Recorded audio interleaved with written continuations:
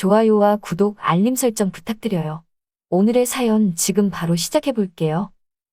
안녕하세요. 30대 중반의 남자입니다. 지금의 아내와는 연애하던 시절 했던 동거와 결혼 생활까지 합해서 4년 정도 됐습니다. 어쩌다 보니 아직 아기는 없습니다. 책임져야 할 게 부족해서 다행인 걸까요? 요즘 저도 제가 무슨 생각을 하는지 알 수가 없습니다. 우연히 동네 편의점에서 맥주 몇 캔 사러 갔다가 동창 친구놈을 만났습니다. 썩 친한 편은 아니어서 졸업 후에는 죽었는지 살았는지도 모르고 연락조차 안 하던 친구인데 알고 봤더니 이 친구도 결혼을 해서 같은 아파트 맞은편 동에 살고 있더라고요. 요즘 집값도 말이 아니지만 제가 신혼집을 구할 때도 집값 때문에 아주 난리도 아니었습니다. 그러다 보니 서울에서 조금 떨어진 신도시에 신혼집을 구하게 되었는데 그러면서 서울에 자리 잡은 친구들과는 자연스럽게 만나는 일이 뜸해져 버렸습니다. 술 마시는 걸 좋아하는데 친구들도 가정이 생기고 집도 멀어지고 하니 서로 피곤해서 어느 순간부터는 가끔씩이라도 만나는 자리가 사라지게 되었지요. 그런 저에게 이 친구와의 재회는 언제고 술 한잔 마시고 싶을 때 만날 수 있는 소중한 만남이 되었습니다. 퇴근 후에 편의점 앞에서 맥주 한 캔 마시면서 그간 어떻게 지냈는지 안부를 묻고 있었는데 귀가가 늦어지자 친구놈 와이프가 걱정이 됐는지 편의점까지 마중을 나오더라고요. 저랑 있는 걸 몰랐는지 집에서 입는 수수한 차림과 화장을 안 한 모습이 부끄러웠는지 저 먼발치서 친구놈을 불러서 데려갔습니다. 그 와중에도 허리를 숙여 인사를 하는 모습이 예의는 있어 보이는 사람이라는 느낌이 들었습니다. 먼발치서 보았을 뿐인데도 친구의 아내의 모습은 강렬했습니다. 나란히 섰을 때 친구와 키도 비슷해 보였고 대충 차려입은 모습도 몸매가 좋다 보니 옷이 살아 보였습니다. 마치 모델 같은 모습이었습니다. 위에 걸친 외투 아래로 보이는 펑퍼짐한 하체가 걸을 때마다 좌우로 실룩이는 뒷모습이 사라질 때까지 친구 부부를 바라보고 있었습니다. 저의 아내도 스타일이 좋은 편이긴 한데 아내는 요즘 여자들이 좋아하는 마른 몸매를 가지고 있었습니다. 아내와는 다른 볼륨 있는 뒷모습이 기억에 남았습니다. 어느 날은 친구놈의 초대를 받아 친구 집에서 술을 한잔 했습니다. 거하게 차려진 상차림보다 놀라웠던 건 가까이서 처음 본 재수 씨의 미모였습니다. 멀리서 봤을 때랑은 비교도 안 되는 아름다움의 시선을 빼앗겼습니다. 집에서 그렇게 화장을 할 필요까지 있었겠냐는 생각이 들었지만 쌍꺼풀이 진한 커다란 눈과 통통한 입술이 정말 매력적이었습니다. 처음 만난 그날 외투로 가려져 보지 못한 상체는 시선을 빼앗았던 하체보다도 더 대단했습니다. 옷 위로도 가늠할 수 있는 사이즈에 놀랐습니다. 이따금씩 상체를 숙일 때 보일락 말락하는 모습에 저도 모르게 눈이 돌아가더군요. 의외였던 건 친구놈 아내랑 제 와이프가 죽이 잘 맞는다는 것이었어요. 아내보다 2살이나 어렸던 재수 씨는 제 아내를 언니라고 부르며 잘 따르더라고요. 덕분에 두 집안은 서로 친해져서 주기적으로 부부끼리 만나 안 가본 동네 식당도 다니면서 즐거운 시간을 보냈습니다. 마음 놓고 술을 마실 수 있는 자리가 생겨서 너무 좋았습니다. 그날도 부부끼리 정기적으로 만나기로 약속한 날들 중 하루였습니다. 그날은 서울에 있는 처제가 놀러 온 날이었습니다. 친구놈의 급한 출장 때문에 모처럼의 모임이 파토가 날 뻔했는데 모임 자리는 이제 더 이상 저와 친구놈을 위한 자리가 아니었습니다. 아내와 재수 씨의 관계가 돈독해졌기 때문이죠. 처제를 재수 씨에게 소개시켜주고 싶다는 이유로 친구놈 없이 여자 3명과 제가 같이 술자리를 갖게 되었습니다. 동태조림집에서 모임을 가졌는데 밥을 다 먹어도 여자 3명의 수다는 끝이 날 줄을 모르더라고요. 바닥에 앉아야 되는 좌식구조의 식당이었는데 여자들 수다 삼매경의 대화엔 끼지 못하고 앉아만 있으니 허리가 아파 벽에 기대앉아 혼자서 남은 음식들을 집어먹으며 소주를 한 잔씩 마시고 있었습니다. 그런 저를 의식했는지 친구놈 와이프는 제 눈치를 흘끗흘끗 보더라고요. 어쩌다가 눈이 마주치기라도 하면 눈웃음을 치며 미소를 지어줬는데 웃음 지을 때 살짝 생기는 보조개가 참 이쁘더라고요. 불편한 저를 거들떠도 안 보는 아내를 보고 있자니 마음이 씁쓸했습니다. 대화에 귀 기울여 보면 재수 씨는 대화를 끝내려고 노력하는 모습이 보이는데 아내는 그런 걸 신경도 안 쓰더군요. 무슨 이야기를 하다가 처제가 제 노래 실력이 좋다는 이야기가 나왔는데 재수 씨가 그 기회를 틈타 노래방으로 2차를 가자고 대화를 이끌어 나가 겨우 탈출할 수 있었습니다. 그런 작은 배려심에 마음이 따뜻해지더라고요. 노래방에 가서 맥주 큰 거와 소주 몇 병을 시켜놓고 시작했습니다. 처제까지 합세한 세 여자의 대화는 멈출 줄을 몰랐고 노래방에서도 노래는 안 부르고 수다 삼매경이 다시 시작되었습니다.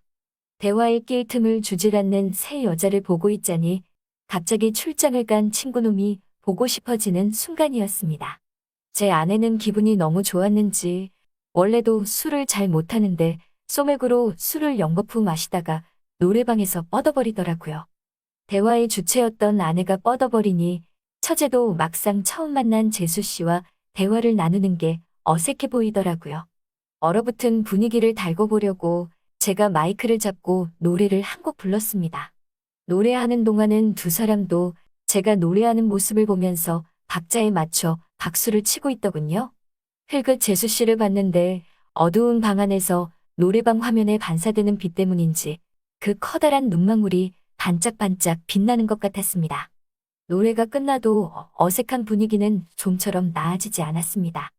처제가 언니가 걱정된다며 술 취한 아내를 집에다 데려다주고 다시 온다고 자리를 비웠습니다.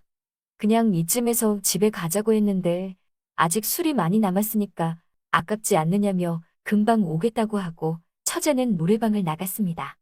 넷이서 있던 자리가 셋이 되고 셋이서 둘이 됐는데 막상 둘만 남으니 오늘 자리 중에서 제일 어색한 시간이 펼쳐졌습니다. 재수 씨도 어색했는지 그냥 따라 놓은 잠만 들었다 놨다 어찌할 줄 몰라 하더라고요. 그렇게 반주기에서 흘러나오는 예약된 노래들을 배경음악 삼아 서로 멀뚱히 술만 마시고 있었는데 재수 씨가 먼저 입을 열었습니다. 이 노래 제가 정말 좋아하는 건데. 반주기에서는 우리가 20대 초반이던 시절 유행하던 발라드 노래가 나오고 있었습니다. 노래에는 자신이 있었기 때문에 뭐라도 해야겠다는 마음에 마이크를 들었죠.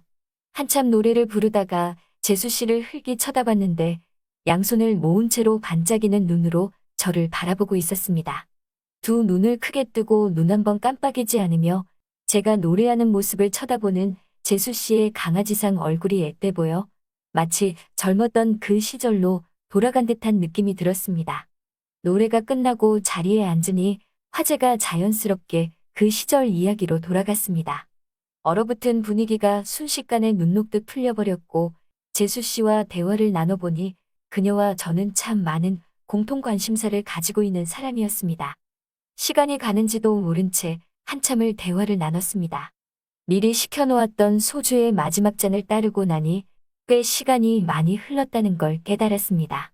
아내를 데려다 주러 간 처제는 15분 거리인 집을 두고 어디까지 간 건지 돌아오지 않고 감감무소식이었습니다.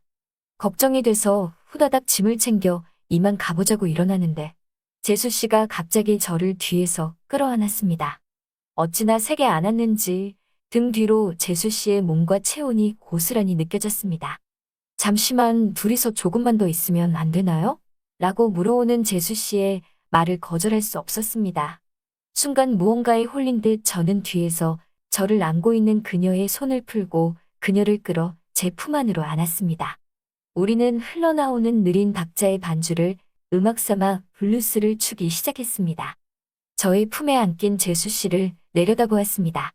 저를 올려다보고 있던 재수 씨와 눈이 마주쳤고 그녀는 부끄러웠는지 이내 고개를 푹 숙였습니다. 긴 속눈썹 아래로 그녀의 커다란 눈동자가 흔들리고 있는 게 보였습니다. 아름다운 그 모습에 그녀의 허리를 감싸고 있던 제 팔을 제 몸쪽으로 더 세게 당겼습니다. 너무 세게 안았는지 그녀의 입술 사이로 나지막히 작은 탄성이 흘러나왔습니다. 재수 씨는 저를 다시 올려다보고 있었습니다.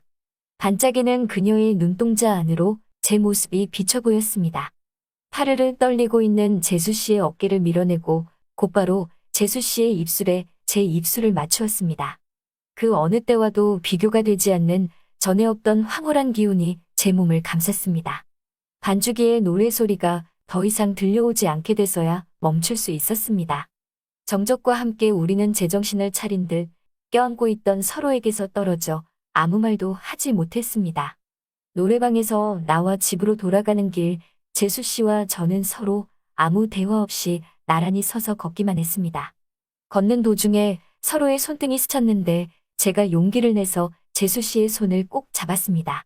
아파트 입구까지 들어오는 동안 그 손을 놓지 않았습니다. 집까지 바래다 준다는 저희 말을 거절하더니 오히려 제가 무사히 들어가는 모습을 보고 싶다는 그녀의 말에 엘리베이터에 몸을 실었습니다. 집까지 올라가는 엘리베이터 안에서 우리는 입을 맞추며 서로의 마음을 다시 한번 확인했습니다. 비밀번호를 누르고 현관문을 여니 처제가 취한 아내를 방까지 미처 옮기지 못했는지 현관문 앞에 둘이서 나란히 바닥에 뻗어 있더라고요. 저와 재수 씨의 부축을 받아 두 사람을 방으로 옮기고 잠시 쉬고 간다며 우리는 소파에 앉았습니다. 서로 아무 말도 하고 있지 않았지만 우리 둘의 눈은 서로가 무엇을 원하는지 알고 있었습니다. 아침이 밝아올 때까지 아내와 처제가 자고 있는 우리 집안에서 친구의 아내인 재수 씨와 저는 서로의 마음을 강렬하게 표현했습니다. 만약의 상황에 대비해 서로 옷은 계속 입고 있었지만 그 어느 때보다 서로의 체온을 느낄 수 있었습니다. 그 뒤로 몇 번의 모임이 더 있었지만 좀처럼 둘만 보낼 시간이 없었습니다. 가끔씩 마주치는 재수 씨의 눈빛이 무엇을 원하는지 알 수 있었습니다. 아내 몰래 몇 번의 월차와 병가를 사용해 재수 씨와 자주 시간을 보냈습니다. 더 이상 사용할 월차가 없게 된 지금 재수 씨와 함께 시간을 보내고 싶은 제 자신을 주체할 수 없습니다. 아무것도 모르는 아내와 친구놈을 보면 더 이상 이러면 안 된다는 생각이 들지만 이 만남을 멈출 수가 없네요. 어떻게 해야 할지 모르겠습니다. 제 이야기는 여기까지 하겠습니다. 시간 내주셔서 감사합니다. 오늘의 사연은 여기까지네요. 긴 사연 끝까지 들어주셔서 감사합니다. 구독과 좋아요 잊지 말아주세요.